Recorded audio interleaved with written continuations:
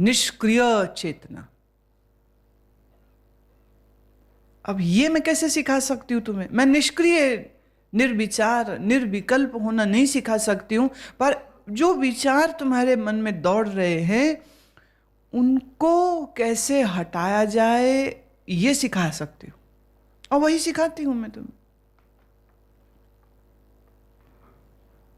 काम क्रोध वियुक्तानाम यतीनाम यत चेतसाम अभी तो ब्रह्म निर्वाणम वर्तते विदितात्मनाम।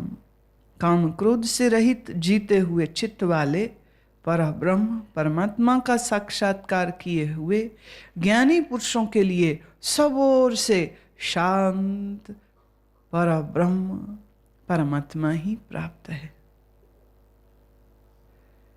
काम क्रोध वियुक्ता नाम, जिसके काम और क्रोध अब दूर हो चुके। यत चेतसाम, जिसने अपने चित्त को जीत लिया। चित्त मन नहीं, चित्त, चित्त सबकॉन्शियस माइंड। वाह, सबकॉन्शियस माइंड को जिसने जीत लिया है। यहां तो चेतन मन तुम्हारे पकड़ में नहीं आ रहा,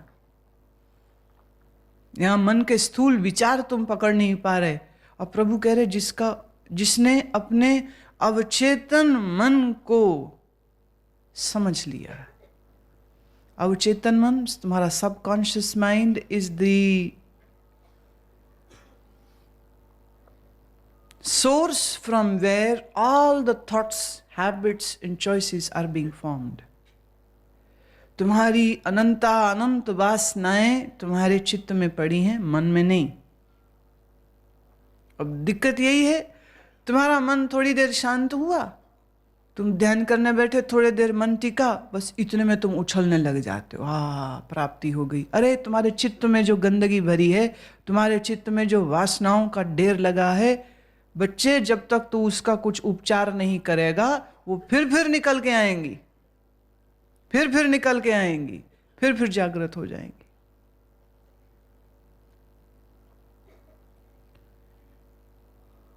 हमारे चित्त से हमारा परिचय कैसे हो, उसके लिए एक ही तरीका है, वो है प्रत्याहार।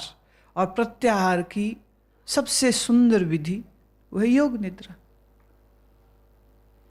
योग निद्रा के द्वारा आप न केवल अपने अंतरतम में छिपे हुए संस्कारों, वासनाओं को ढूंढ लेते हैं और उनसे मुक्ति पाते हैं, बल्कि इस प्रक्रिया को करते हुए देह से अलग होने का एहसास इतनी जल्दी होगा।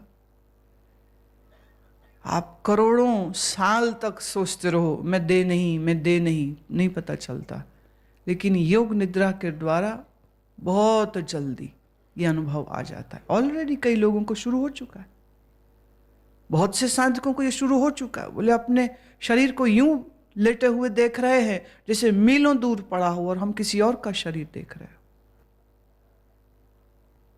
पर जिन्हें आज ये अनुभूति नहीं आई है उनको भी फिक्र करने की जरूरत नहीं। धैर्य पूर्वक योग निद्रा का अभ्यास चालू रखिए। योग निद्रा के द्वारा आप अपने अवचेतन और अचेतन मन तक पहुंच बना सकते हैं, और फिर जो तुम्हें चाहिए वो रखना, जो नहीं चाहिए वो निकाल देना। इसकी आजादी, इसकी स्वतंत्रता तुम्हें योग निद्रा देता है, to make choice what you want to keep, memories, desires, deep impressions, all these things can be eradicated in योग निद्रा। मेरी समझ में और मेरे अनुभव से आज के मनुष्य के लिए योग निद्रा एक अति उत्तम और बहुत शक्तिशाली साधन है। श्री कृष्ण कहते हैं जिसको परमात्मा का साक्षात्कार हो गया, विदितात्मनाम, ऐसे ज्ञानी पुरुष के लिए, ऐसे यति पुरुष के लिए अब सब ओर से शांत पर ब्रह्म ही छलक रहा है, उसी का नजारा है। फिर स्पर्शान कृत्वा बहिर्ब्राहांश्च शचुर चैवान्तरे भ्रुवो प्राणपानुसमो कृत्वा नासाभ्यंतरचारिणो। बाहर के विषय भोगों को न चिंतन करता हुआ बाहर ही त्याग कर नेत्रों की दृष्टि को भ्रुकुटी के बीच स्थित करके तथा नासिका में विचरने वाले प्राण और अपान वायु को सम करके। श्री कृष्ण इस समय राजयोग और हठ योग की दो पद्धतियों को सिखा रहे, दो मेथड्स को सिखा रहे। पहला, ये तो शर्त है ही, बाह्यान स्पर्शान, बाहर के सब विषयों का चिंतन ख्याल ध्यान छोड़ के फिर चक्षु भ्रुवो अंतरे, अपने चक्षुओं को कहां, भ्रुवों, at the centre of your eyebrow, भ्रू मध्य, भवों आईब्रोज के मध्य, भ्रुवों के मध्य में अपनी दृष्टि को टिका दे। भ्रू मध्य में अपनी ध्यान को दृष्टि को टिका दे। और नासाभ्यंतरचारिणो, नाक में चल रहे प्राण और अपान, श्वास जो अंदर जावे प्राण जो बाहर आवे सो अपान, प्राण और अपान को सम कर दे, बराबर इक्वलाइज्ड। संसार की आसक्ति ध्यान चिंतन छोड़ा, आसन साध के बैठे, दृष्टि को भ्रू मध्य में टिकाया, नेत्रों को अब उसके करने का जो ढंग है वो सीखना पड़ेगा। और उसको मैं इस समय बताना नहीं चाहूंगी। क्यों नहीं? क्योंकि संभावना होती है कि तुम कुछ ना कुछ उसका गलत कर दोगे, मैंने ये देखा है। और इसलिए ये गलत ज्ञान तुम इन चीज़ों का ले जाओ और गलत अभ्यास करते रहो, वो मैं नहीं चाहती हूँ। इसलिए भ्रू मध्य में दृष्टि को कैसे रखा जाता है यह हम व्यक्तिगत रूप से आमने सामने बैठकर आपको सिखाएंगे। सो उसके लिए तुम्हें मेरे पास आश्रम में आना होगा, वो हम अभी नहीं बताएंगे। अपने आप से कुछ ट्राई करके समझते हो अगर तुम कुछ ढूंढ सकते हो तो ढूंढ लो। अब वो गलत होगा सही होगा इसकी जिम्मेदारी मेरी नहीं है।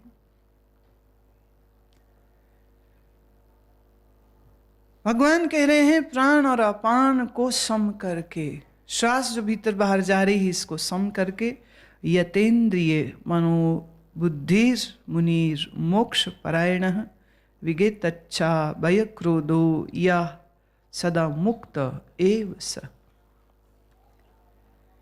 जीती हुई है इंद्रियां मन और बुद्धि जिसकी, ऐसा जो मोक्ष परायण मुनि है वह इच्छा भय और क्रोध से रहित है और वह सदा मुक्त है। प्रोसीजर दे दिया प्रभु ने पहले। अब कहा कि इस प्रोसीजर को जो फॉलो करेगा उसकी इंद्रियां उसके संयम में, उसके कंट्रोल शब्द ठीक नहीं है, इंद्रियों को कंट्रोल नहीं करना है, बस विवेकशीलता से इंद्रियों का तुम इस्तेमाल करो, न कि इंद्रियां तुम्हारा इस्तेमाल करें। जितेंद्रिय हो जाएगा कौन? प्राण अपान सम करो, प्राण अपान समो कृत्वा, प्राण अपान को सम करे, दृष्टि भ्रू मध्य में हो, मन से संसार का कोई आसक्ति या कोई चिंतन न चले। ऐसा निरंतर अभ्यास करने वालों के लिए भगवान कह रहे हैं वह मोक्ष परायण मुनि है। मोक्ष परायण मतलब वो मोक्ष का अधिकारी है, वो मोक्ष के मार्ग पे चल पड़ा। अब कोई उसको मोक्ष से दूर कर नहीं सकता, ऐसा हो नहीं सकता है कि वह मुक्ति का स्वाद इसी जन्म में न ले। Not possible.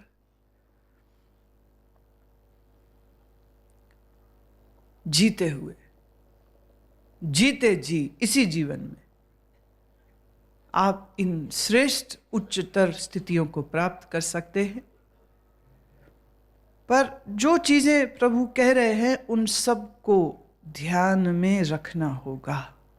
कई लोग अगर ये सोचते हैं कि खाली थोड़ी देर भ्रू मध्य में दृष्टि टिकाओ और प्राणापान को सम कर लो, इतने से काम हो जाएगा और संसार हम वैसे ही भोगते रहे ना, बात नहीं बनेगी। विगेतच्छा भय क्रोधा, भय क्रोध इच्छा, इन तीनों से मुक्त होना चाहिए तुम्हारा मन। संसार की कोई इच्छा नहीं, दुनिया में किसी से भय नहीं।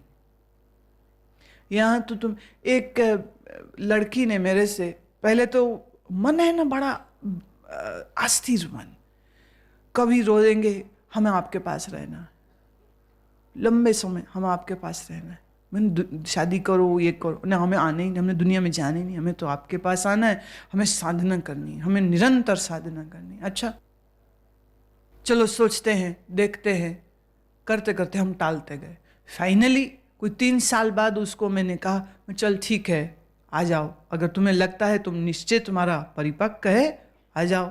जिस दिन आने की बात कही उसके 4 दिन बाद ही मेरे पिताजी को हार्ट अटैक हो गया है और मेरे पिताजी कह रहे मैं जाने नहीं दूंगा, मैं बड़े धर्म संकट में हूं, अब मैं क्या करूं।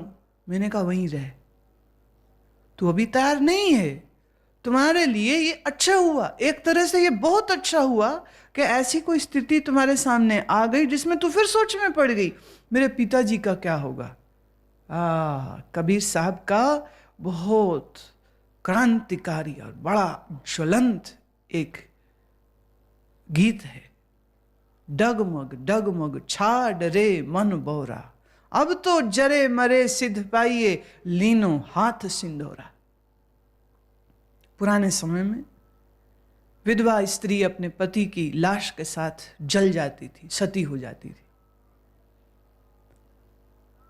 मैं इसमें नहीं जाना चाहती हूं कि वो गलत सही या क्या नहीं, don't go into that, just will follow the line. Line ये है कि जिसने अपने हाथ में अपने आप को चिता पर जलाने के लिए तैयार कर लिया है और पूजा हो गई और हाथ में उसने नारियल पकड़ लिया, सिंदूर लगा लिया, बलि के लिए वो तैयार हो गई है, अब उसको कौन रोकेगा। लीनो हाथ सिंदूरा, मैंने अपने हाथ में नारियल ले लिया है, संकल्प ले लिया है, माथे तिलक कर दिया है, अब मुझे कोई नहीं रोक सकता। कौन रोकेगा उसको, कौन रोकेगा उसको। जो स्त्री सती हो जाया करती थी क्या उसके बच्चे नहीं होते थे? होते थे, पर उस समय समाज की एक हवा ही ऐसी थी, ना बच्चे दिखते थे, ना उसे अपने माँ बाप, ना अपने भाई, ना उसको अपनी जिंदगी दिखती थी। उसको यही सिखाया गया था कि तेरा पति परमेश्वर है, तेरा पति नहीं तो तू अगर सती सावित्री साध्वी है तो उसी के साथ जल जा, क्योंकि जन्मों जन्मों का साथ है ना, 7 जन्म का। हिंदुओं की तो 7 जन्म की बात है, 7 जन्म मतलब भोगो एक दूसरे को। और वो स्त्री को इतनी आसक्ति, इतना प्रेम, इतनी अटैचमेंट, क्योंकि पति नहीं तो कुछ नहीं, ये उसको बचपन से सिखाया जाता है। इसीलिए पति के मरते ही वो भी तैयार हो जाती थी मरने के लिए, जलने के लिए। दूसरा समाज भी कहता था जो सती हो गई वो उसके मंदिर बन जाते थे। आज भी मध्य प्रदेश में कितने ही सती मंदिर है, आज भी राजस्थान में कितने ही सती मंदिर, पूजा होती है, सुहागने जाके पूजती हैं। अज्ञान की, अंधकार की तो कोई सीमा ही नहीं। गुरु नानक ने इस सती प्रथा पर टिप्पणी देते हुए यह कहा था कि इस संसार में शरीर से कोई स्त्री हो या पुरुष हो, तुम सब नारी ही, और तुम्हारा एक ही पति पुरुष है और वो है परमात्मा, और वो कभी मरेगा नहीं, इसलिए तुम्हें जल मरने की कोई जरूरत नहीं। ये जो दुनियावी पति पत्नी है ये जीवन साथी हैं, जब तक जीवन है तब तक साथ।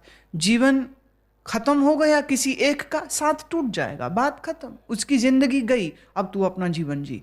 हमारा जीवन सिर्फ शादी नहीं हो सकता है, हमारे जीवन का ध्येय सिर्फ पति या पत्नी नहीं हो सकता है। हमारे जीवन का लक्ष्य सिर्फ बच्चे और मकान और घर नहीं हो सकता है। इस मानव जीवन का लक्ष्य अपनी चेतना को उच्चतर शिखरों तक पहुंचाना है। तुम किसके हो? किसी के भी नहीं। तुम्हारा कौन है? कोई भी नहीं। मैं किसी का हूं, कोई मेरा है, ये भूल है, भ्रम है, अज्ञान है, अविद्या है। इसी अविद्या के पर्दे को तो निकालना, इसी अविद्या के पर्दे को तो तोड़ना। पर देखो माया कैसे कैसे माया फंसाती। माया कोई और नहीं है, तुम्हारा अज्ञान, तुम्हारी ममता ही माया। ईसा के एक शिष्य पीटर एक मल्लाह था, नाविक। ईसा इसी की नाव में बैठे थे। जब पार उतरे तो उन्होंने चलते हुए मुड़ के देखा पीटर की ओर और उसकी आंखों में झांक के कहा, कम फॉलो मी, आओ मेरे पीछे आओ। और पीटर जैसे किसी जादू के प्रभाव में आ गए हों। नाव, मकान, परिवार, सब का ख्याल भी नहीं आया और वो ईसा के पीछे पीछे हो लिए। उसके दूसरे जो मित्र थे वो बड़े हैरान हुए और कईयों ने आवाजें मारी, अरे पागल हो गया है, ये किसके साथ जा रहा है? तूने कर्जा उठा के नाव ली है, तेरे माँ बाप हैं, तेरे बच्चे हैं, बीवी, कहाँ जा रहा है तू? किसके साथ जा रहा है? क्या कर रहा है? पर पीटर तो जैसे बहरा हो चुका, उसे कुछ सुनाई नहीं पड़ रहा, उसे सिर्फ ईसा दिख रहे और ईसा के ये शब्द, कम फॉलो मी। बस कुछ 4 महीने हुए होंगे कि घर से खबर आई कि पीटर के बाप मर गया, उसके पिताजी पूरे हो गए। पीटर गया, जाके ईसा से कहता है, master will you permit me to go, my father has died, I have to go back to do the cremation, to bury him in the ground. गुरुदेव आज्ञा दीजिए, मैं घर जाऊं, मेरे पिता मर गए हैं, उनकी कफन दफन क्रिया करने के लिए। और ईसा, जो एक मंद सी मुस्कान हमेशा जिनके होंठों पर रहती थी, लेकिन इस समय एक भी मुस्कान उनके चेहरे पर नहीं थी, और उन्होंने कहा, पीटर क्या तेरे गांव में इतने मर्द भी नहीं हैं जो एक मुर्दा को ठिकाने लगा सके?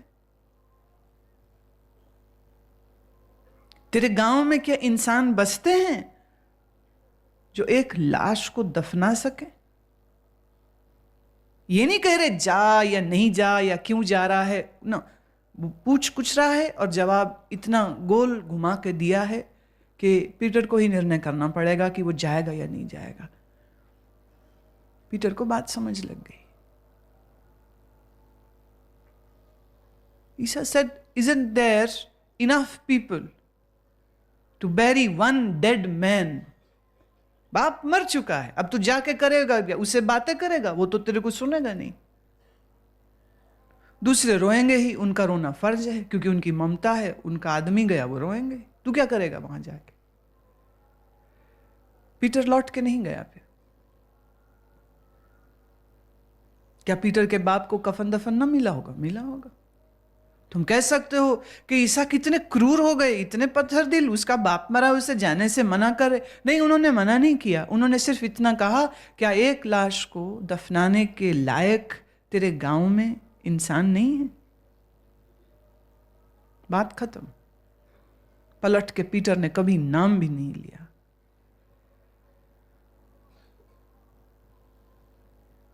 मन से छूट जाता है संसार, तुम संसार को छोड़ नहीं सकते हो, क्योंकि तुम्हारे अवचेतन मन में, अचेतन मन में संसार की इतनी गहरी आसक्ति है जो उछल उछल के बाहर निकलती रहती है, बाहर निकलती रहती।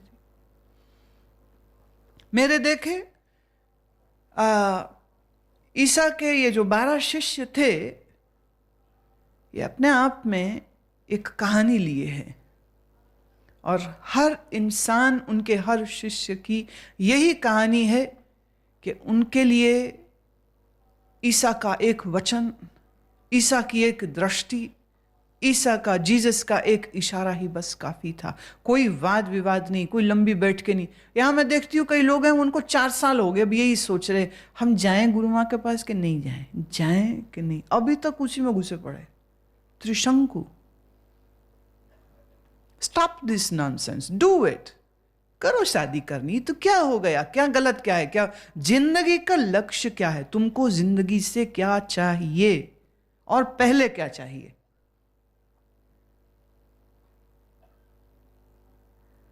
पहले क्या चाहिए। एक बार बात समझ हो गई तो फिर ग्लानि न रखो, मजे से जो करना है सो करो। सोचते ही रहते, सोचते ही रहते, और जिंदगी हाथ से भागी चली जा रही। तुम्हारी सोच किसी निर्णय के मोड़ पर ही नहीं आ रही।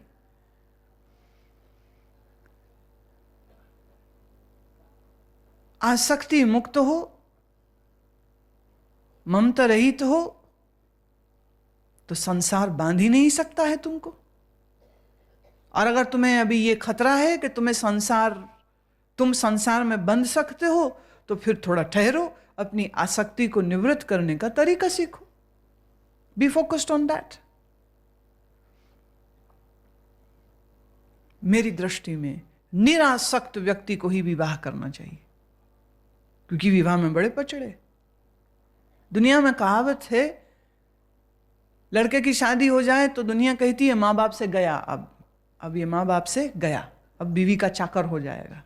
जिस दिन उसके बच्चा पैदा हो जाए उस दिन कहते हैं अभी अपने आप से भी गया, क्योंकि कभी बच्चे को ये चाहिए, कभी बीमार हो गया, कभी ये हो गया, कभी वो हो गया, गया। ये दुनिया की कहावत है, ये ऋषि मुनियों का ज्ञान नहीं है, ये दुनिया की कहावत। बेटे की शादी हो, माँ बाप से गया, बच्चा हो जाए खुद से गया। जो मूंछ पर ताव देकर मोटरसाइकिल में घूमता रहता था, फराटे मारते हुए लड़कियां ताड़ता रहता था, शादी होते ही तुम उसको 2 थैले इधर और बच्चा एक इधर उठाए हुए गली में घूमते हुए देखोगे। कहां से आ रहे हो, राशन ला रहे हैं, घर जा रहे हैं, कमाने आ रहे हैं, कमाने जा रहे हैं। बच्चे को दांत निकल आए, बच्चे को टट्टी हो गई, अब उसको पेचिश हो गई है, अब उसको बुखार चढ़ गया है, अब उसका उतर गया है। अब मेरी बीवी के माँ बीमार है, उसको उसके मायके छोड़ने जा रहा हूं, अब लेने जा रहा हूं।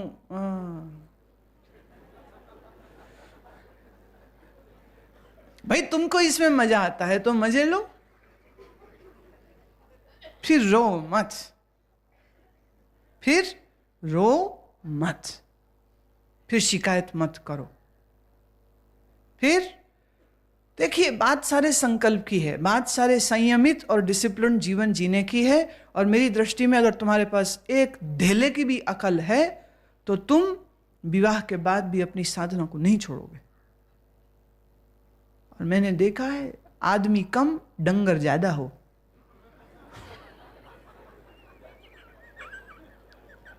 डंगर समझते, डंगर शब्द का अर्थ होता है पशु।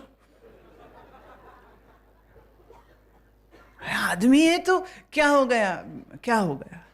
अच्छा है, पति पत्नी दोनों एक साथ जगते हैं, एक दूसरे को मदद देते हैं। सुबह 4 बजे जगना है, तू जगा देना, वो कहेगी तू जगा देना।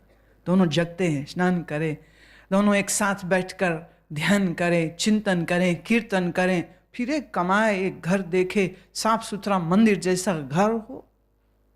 बच्चे पैदा करने की जल्दी नहीं करनी चाहिए। एक दूसरे को समझें, एक दूसरे को जागृत होने में मदद दे। फिर जब लगे अब हमको कुछ थोड़ी सी हम डंगर से इंसान होने लग गए हैं, तभी बच्चा पैदा करने की बात सोचनी चाहिए। मेरे को इतनी दया आती है उन बच्चों को देख के जिनके माँ बाप ऐसे कूड़ हैं, ऐसे बेवकूफ हैं, ऐसे बदतमीज और पत्थर दिल हैं।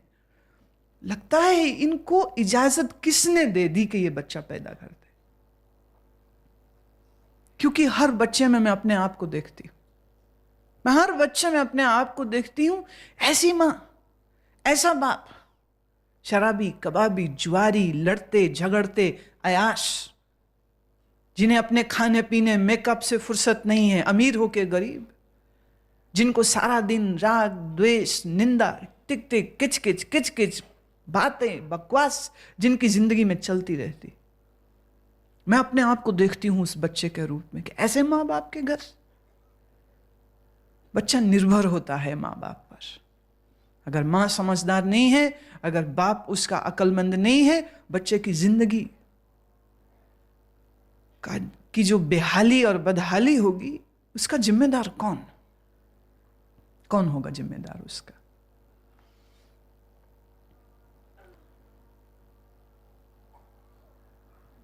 पंचम अध्याय का ये आखिरी श्लोक है 28। भोक्तारम यज्ञ तपसाम सर्वलोक महेश्वरम सुहृदयम सर्वभूतानां ज्ञात्वा माम शांति मृच्छति। मेरे को यज्ञ और तपों का भोगने वाला और संपूर्ण लोकों के ईश्वरों का भी ईश्वर तथा संपूर्ण भूत प्राणियों का सुहृदय अर्थात स्वार्थ रहित प्रेमी ऐसा तत्व से जानकर शांति को प्राप्त होता है। भगवान ये कह रहे हैं, जितने इस संसार में कोई यज्ञ करे, तप करे, उसका जो फल है उसका भोक्ता मैं ही हूं। मेरे लिए ही हो रहे हैं। I am the one who is going to enjoy the fruits of your austerities and your yagnas.